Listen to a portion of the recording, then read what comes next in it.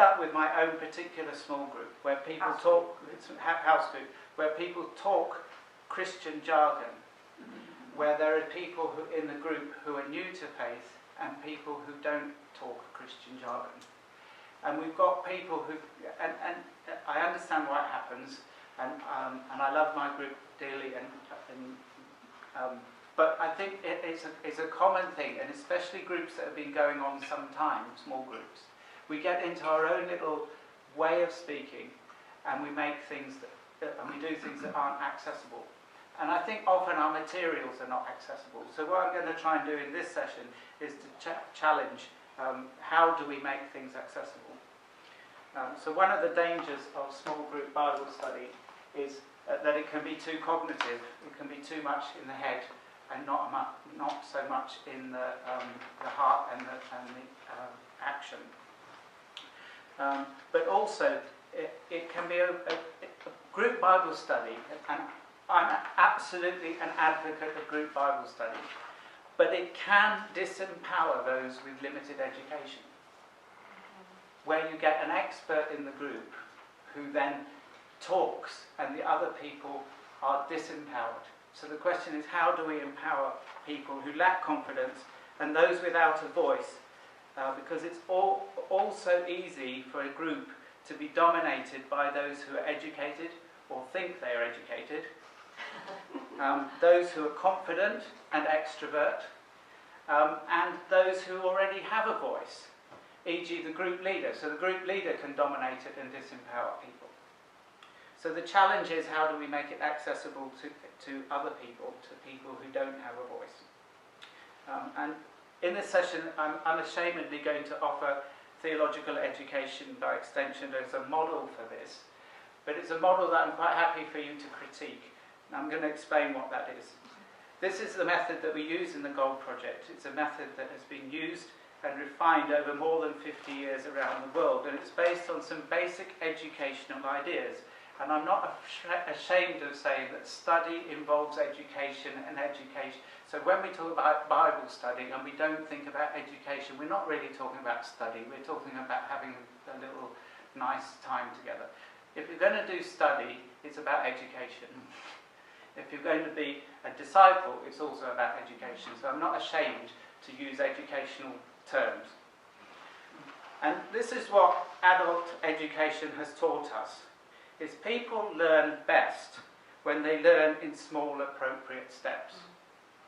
So people generally cannot just pick up a theological book and read it. The general public cannot pick up a biblical book, a theological book, read it and digest it.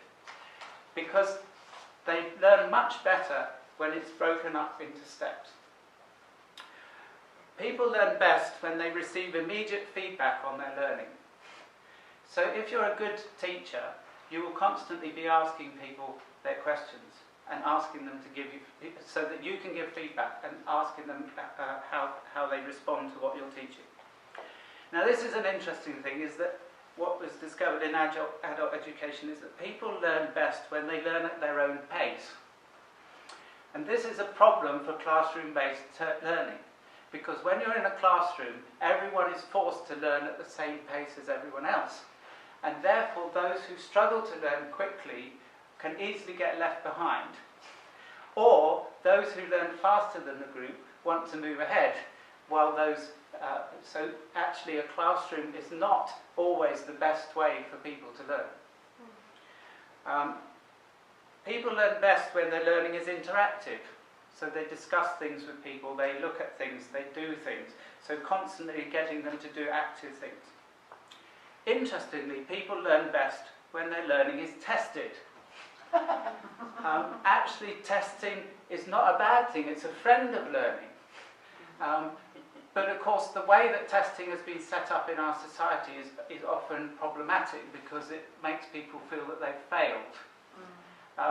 Now, I like to think of testing is much more like what we believe about the driving test, is that most people can learn to drive. Okay, it may take 2 or 3 times, they may have to be tested 2 or 3 times, but most adults, we believe, have the skills to learn to drive. Well, I believe that it's the same with our Christian education. Most people actually can do it. We just have to give them the skills in the right way and actually test them in a way that enables them rather than disables them. People learn best when their learning is applied, because they're seeing the relevance of what they're learning. And here's an interesting thing. People learn best when what they learn is repeated. Okay? So this is something that we have a problem with in our Bible study groups often. Oh, we've done that before. Good. Do it again. Yeah. Why do people go to the gym? Repetition is how you build your body strength. Okay? Repetition is how we build our learning. And actually, we've got into some strange idea in the Western world that if we repeat something, it's something bad. But actually, in learning, repeating is important. Yeah. So we need to repeat things. And we need to get that muscle memory and habits. So I understand from both Alcoholics Anonymous and others, but part of the thing that you're trying to do is to build habits. And habits only come by repeating things. So you have to repeat them, and repeat them, and repeat them, so that people actually learn their habits. And then they are able to overcome their other habits. So actually, learning is important, repetition is important. The final thing is, and I could go on, the final thing is that people learn best when they learn from peers. So actually, an expert is not necessarily the best teacher. Someone who's alongside you is often the better teacher. You will learn better from someone who's alongside you than an expert.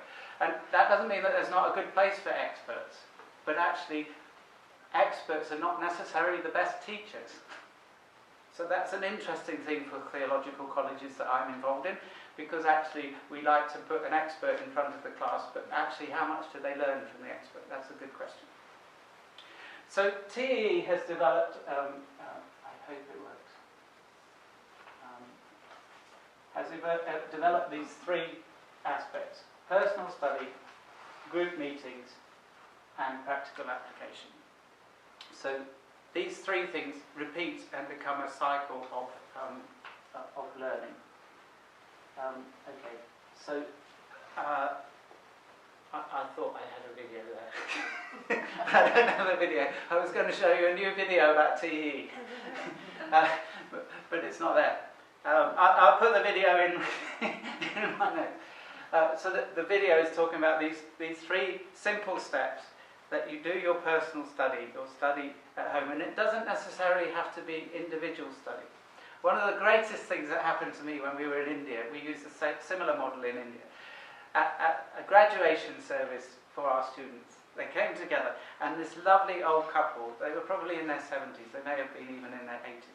The man came up to me and he said, "David, do you know the best thing we learned from all our studies?" So they've just actually done a degree in this type of learning. And he came to me, "The best thing that we've learned in our studies." And I was thinking, what could it be? Doctrine of atonement. What is it? What is it they've learned? And he said, "Through our studies, my wife and I learned to read the Bible together." And I thought, that is just such a powerful testimony of people. And he said, and we are still doing it. Learning a habit of actually reading together. So you don't have to do your personal study on your own. And we've got a couple in our church where the lady can no longer read because she's had a stroke, and they do their study together.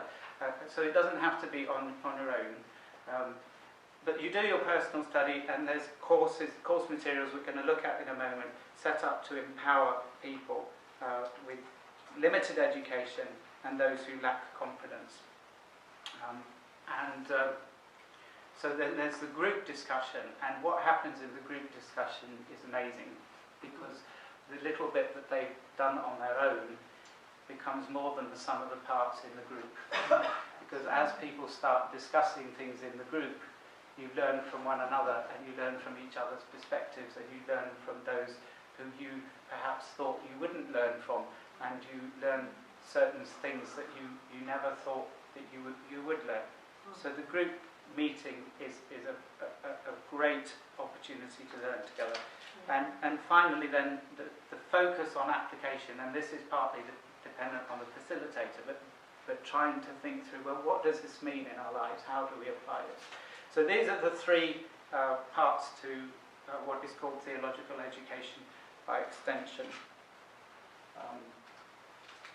Personal study, group meetings, practical application, and I did have a good video which I will try and get for you a link for. And so the final thing about theological education by extension is that it is dependent on a good facilitator. So the group meeting needs someone who can facilitate and is not just an expert teaching you, but someone who can enable discussion. What we're going to do now, for 10 minutes, is I'm going to give you a lesson from Pure Gold, which is one of our level 1 courses. I'm going to give you 10 minutes to work on your own. It doesn't matter how far you've got by the end of the 10 minutes, because you are learning at your own pace. You don't need to look at the person next to you and think, oh, I haven't got as far as them. You just do those 10 minutes on your own, and then we're going to come to our discussion in groups. And part of our discussion in groups, so we're not actually doing the lesson as a group study, but part of the discussion in the group is to say, well, what is your experience of that? And you may feel, oh, it's so simple, and you may think, I couldn't ask my people to do that. But then think of the person who might find learning inaccessible. And think, actually, so think not only for yourself, but think of others who you might find. We'll get a chance, hopefully, to discuss that in few of us in the room who don't. Just a very, very brief overview of the Gold Project. You may never have heard of us, but I'd just like to say to people, our vision is the vision of the Reformation, is that the idea that actually, if ordinary people can get to understand the Bible, like the ploughboy that Tyndale talked about, not very far from here, that if we can get ordinary people to understand the Bible, it will transform them, their churches, and ultimately society. So actually, believing that the Bible is transformative and the message of the Bible, that God speaks through the Bible and it is transformative. If you don't agree with that, that's fine, but that's what our vision is, and that's what we believe, that actually ordinary people understanding the Bible, applying it in their daily lives, will transform individuals, church, and society. Amen. Preach it, brother. So we've got a long history. We started actually before Oak Hill College, because the first courses that we offered, or Oak Hill College offered, were written in India and used in India, and then in Oak Hill. So in the late 80s, Oak Hill Extension College started. Oak Hill decided they didn't want to use it anymore, so it became separate as Interactive Christian Extension Studies, and it was used in the St Albans area very extensively and very fruitfully. And one of our previous leaders, I think she has about 100 people who've gone into some form of Christian ministry, whether ordained or lay, through the groups that that she led. And then in 2009, that became part of Trinity College here in Bristol as the Open Learning Programme. And then in 2016, end of 2015, beginning of 2016, we became a separate charity again. We left friendlily. We left on good terms. We still have good friends at Trinity College, but the vision of us to train all God's people and to serve not just the Anglican Church, all churches, various things, meant that it was good for us to separate and go our separate ways. I'm still officially associate faculty, which is how I got in this morning, and I occasionally teach here. So we have a good relationship with this college, but we're a separate charity, and we deliberately don't want to be just Anglican. And that challenge, Lynn keeps reminding us that we need to make sure we're not just Anglican, but that's a good challenge for us to know. just briefly, we've had more than 75. I didn't have a chance to update fully, but I did have a quick look. More than 75 groups in the last 20 years in different places. So that's groups. We've had more than 1,100 students. That's different students, and more than 2,500 courses studied. So although you may not know about us, we do feel there's been some impact of the work. And we're part of a worldwide movement, which is the Theological Education by Extension movement. So we have links, as I said, our original courses came from Tafti in India. We still have some good links there because Angie and I work there. We have links with SAM, our new courses, level 1 and level 2 courses are there, and we have links with others. And we've just started, you'll see out there's a course called Come and Follow Me. We just agreed to offer that, which I'll talk about in a minute, and that comes from Work Life. So what we've tried to do over the last 5 years, 6 years, no, however many years, since 2016 till now. 7 years. I don't even know the time. But anyway, since we left Trinity College, one of the challenges that people kept asking me, what do we do after Alpha? And that's what today's been about. Because we had courses at level 3, which were like pre-university, pre-college courses. But what do we do after Alpha? So what we've tried to do is to add 3 levels so that so there's this ongoing journey of learning and learning what the Bible is about. So I think each of you have got a brochure in your bag. This is in the brochure telling you about the different courses. And we've got a suggested pathway through those courses and encouraging them. Manoj's church have been jointly doing the level 3 courses for many years now. Yeah, 6 years. 6 years, and the lady who leads, who's coming in the afternoon, who leads that course, has now been also doing some level 2 courses with St Anne's Church here in Bristol, and people from all over the world actually. So yeah, so that's so level 1 we have. And there's, on the table out there, there's some samples that you can look at. We've got 3 courses there at level 1, and they're very accessible, and we're going to have a look at one of them in a minute. And then at level 2, the course that is actually 6 books. It takes 2 years if you want to do the whole course, but it's on following Jesus. It's about Jesus' life, but you learn all sorts of things, skills for life and ministry, skills about Bible study, basic theology like the Trinity, basic things about Jesus' humanity and divinity, all sorts of things. As you go through his life, you learn it. You also learn geography, and there's colouring in to do, isn't there? Yeah. So those who like colouring in, you know, it's great fun, and yeah. So that's those courses. And then and we will look a little bit more at those courses in our second study day in terms of actually following Jesus. What does following Jesus mean? And how do we disciple people to make disciples? Because one of the key things about that course is the encouragement that people who studied it to start another group and actually disciple other people. And then the level 3 courses, lots of people have questions about the scripture and about the Bible. And these courses are designed really to build confidence. Actually, none of our questions are stupid. And actually, some of our questions are really important.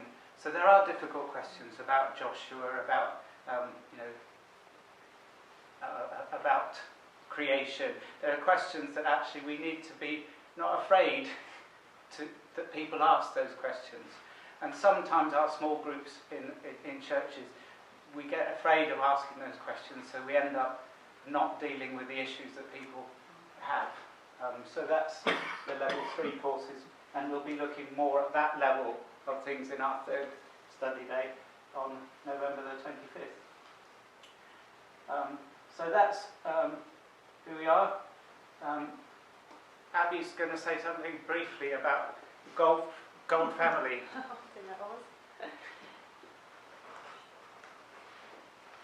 So we are devising a little idea around the Gold family. We want to build a culture around God project centered around family. We want to, as people join, as we goal leaders join and create groups, you're not isolated, you're not just doing your group. We want to incorporate that as one big family and call it the God family. And a way that we want to kind of bring that out, we're still developing ideas, it's not concrete, not final, but is to give and receive in both ways. We encourage people to volunteer, to be part of, so some of you guys are doing it as goal leaders, to volunteer as giving your time or specialty, like, I don't know if you've got financial skills, anything like that would support the charity as a charity, not business as an organisation, and financially as well.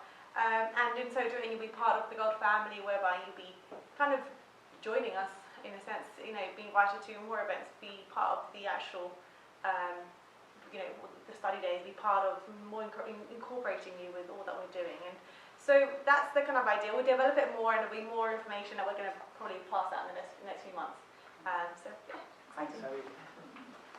So Abby is our marketing officer. She's a great asset to us, and if you've noticed that Zion is around, and he's either with his grandmother or his father today. So thanks, Abby. So just briefly, we're revising the course on prophecy in the Old Testament. That's becoming 2 courses. I'm in the process of that by now. I'm hoping that the first one will be fully revised by the end of the year, and Amanda's brother is part of the group that's giving input into improving that. We have a new course which I said you can look outside, which we're offering in partnership with Word of Life, which is a course that's originally for Muslim background believers. It's available in all sorts of languages, which you can look at the website. It tells you the languages it's available in. But if you happen to have refugees or people who come from a Muslim background, it's a really good course. It goes through 1 Peter with them, but picks up issues particularly that will address their concerns as people who come from a Muslim background. We also, our level 1 and level 2 courses, because we offer them with Sayan, we can actually access those in different languages, immediately, Spanish. Well, there's a whole thing here. So we've got Arabic, Bahasa Indonesia, Chichewa. You know where Chichewa has come from? Somewhere in Africa. Malawi, I think. Chinese, both simplified and traditional. English, that's Farsi. This is Cambodian Khmer, Mongolian. So various languages. So if you've got groups of people from different languages, we can access that. And we've also now just literally beginning to offer for the level 1 courses that we offer with Sayan, a course that can be done on a mobile phone or tablet. And you can ask us more about that. And that's through our partnership with Word of Life and Sayan. Study groups, we've got study groups in various places, and they're all on the website, I think. Normally I would ask for news from them now, but I know I'm running late already. Is there anyone who would love to share some news about the Gold Project study group? Mara's looking at me, I shouldn't. Is there anyone?